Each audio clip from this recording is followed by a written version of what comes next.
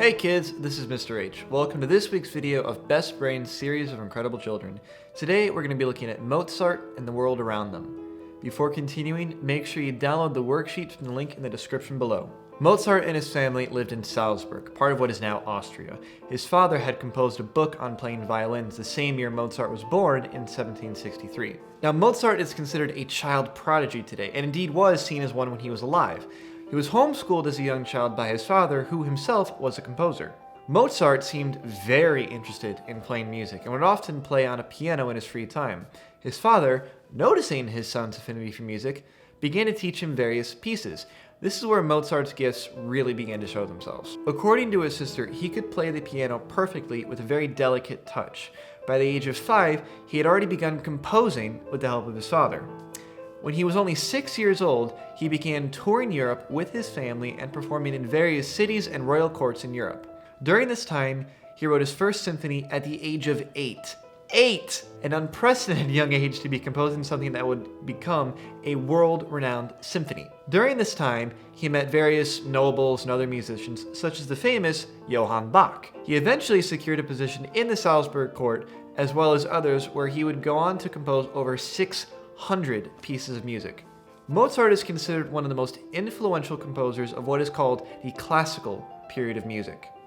His influences would go on to have a huge impact on the later music in the Western world. To help put this into perspective, Beethoven composed his early work in the shadows of Mozart and was most likely greatly influenced by his works. Another composer of the same period of Mozart said of him that posterity will not see such a talent again in 100 years. This is the sort of praise that is unheard of in the world of music. Mozart redefined what music was in Europe, and his work is still renowned to this day as masterful, despite some of it being composed before he was 10 years old.